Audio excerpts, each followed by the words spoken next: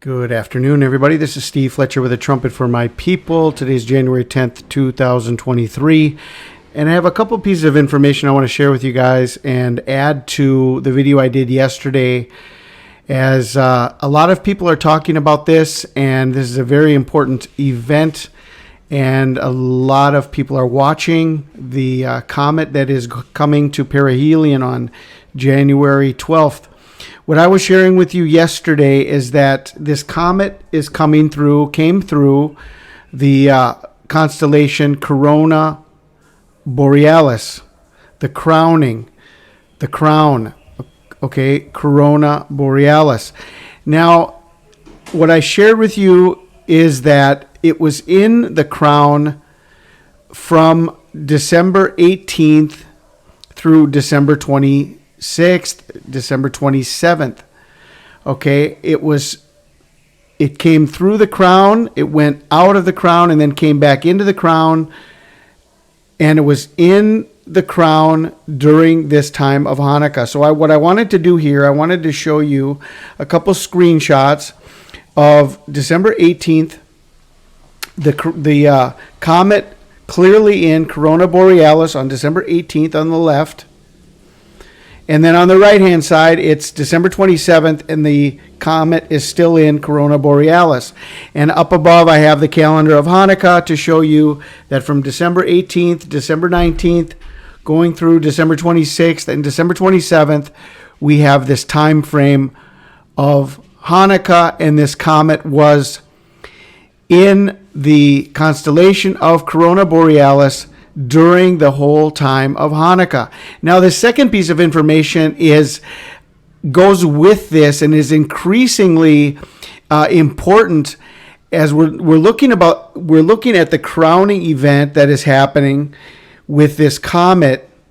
And exactly on December 19th, something very important happened, and this was the first day of Hanukkah. Look what happened on December 19th.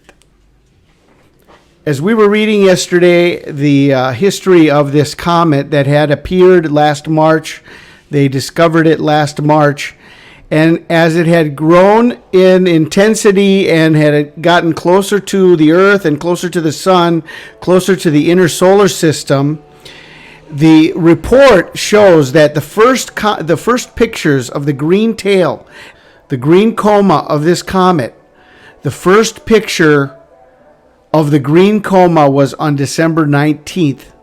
Up until that, they had seen the body of the comet, but by December 19th, and this is the report that came out, okay, by December 19th, the comet had developed a greenish coma. Short, broad dust tail and long, faint ion tail stretching across a 2.5 degree wide field of view. Okay, so this is the picture that was taken on December 19th. Now, this is the first day of Hanukkah. Okay, so let's put these two pieces of information together before we talk about the perihelion event that's coming up on January 12th. Okay, so now we have more information, and we have a more powerful confirmation of what this comet is showing, and what we might be expecting come perihelion on January 12th. Okay, again, on the left, the comet was in Corona Borealis during the whole time, the whole week of Hanukkah. That's exactly where it was. Well, as it was entering in, and on the first day of Hanukkah, as it was entering into Corona Borealis, it developed this green coma, or this green coma, and this tail, this dust tail, and this amazing picture, and these amazing pictures began coming in then right from the very beginning of Hanukkah, okay? So you have one detail that is very important. The comet is exactly in Corona Borealis on Hanukkah. But together with that, you have the first pictures of the comet coming in on the first day of Hanukkah, and you have like this confirmation of this crowning event. Okay, this is the comet that is coming, and it's getting crowned. There's a green comet, it's getting crowned, but not only did it get crowned in the corona, and this constellation that represents the crown, but it got this tail that came together with the crowning event. So there's like a confirmation in the heavens of the crowning event, and at the same exact time, it's developing this green coma and a broad dust tail. And what a beautiful picture this was, and this came in on the first day of Hanukkah.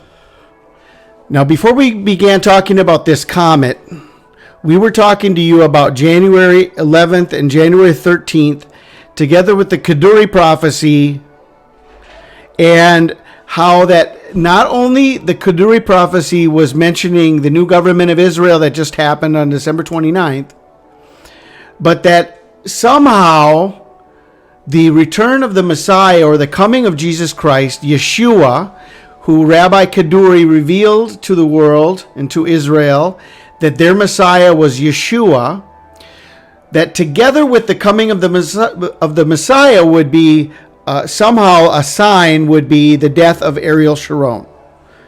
Okay, so we have the new government that was formed on December 29th. We have the Sabbath afterwards that we were watching from December 31st. Then we were watching through January 6th and January 7th. But we have this comet now that is coming into perihelion on January 12th. It was crowned on Hanukkah. It got a new green comet tail on Hanukkah. Okay? And it's going to be coming to perihelion on January 12th. Well, this is the anniversary of Ariel Sharon's death and burial between January 11th and January 13th, and we have this comet coming exactly on the anniversary of his death and burial of Ariel Sharon. Okay, now I looked up what can we expect from comets when they come to their perihelion event.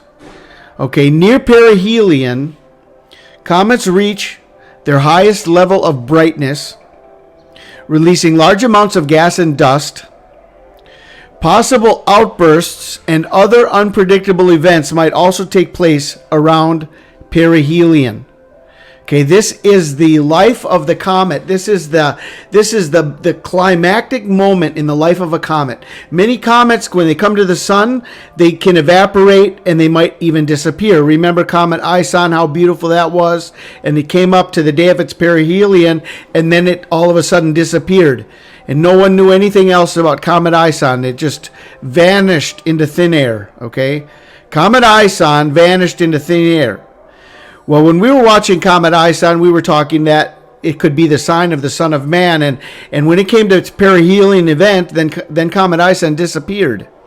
Okay, well, when it's talking about possible outbursts and other unpredictable events might take place around perihelion, could that unpredictable event be the disappearance of the comet itself, or the disappearance of the people of God, especially if this is a sign of the rapture of the church, with the crowning event that took place on Hanukkah, with the coma of the comet developed exactly on Hanukkah. Now it's coming to its perihelion event on January 12th.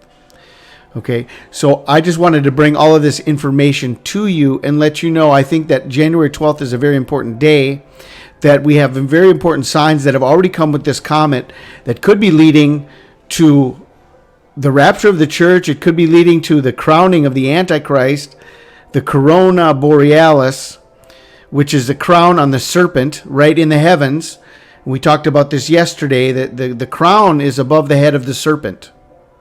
Okay, it's also, the dragon is above the crown, but it's turned around and its head is facing towards that crown too. So really the corona borealis is the crown of the dragon and the crown of the serpent all at once. Okay, and we showed this yesterday in the screenshots that we did.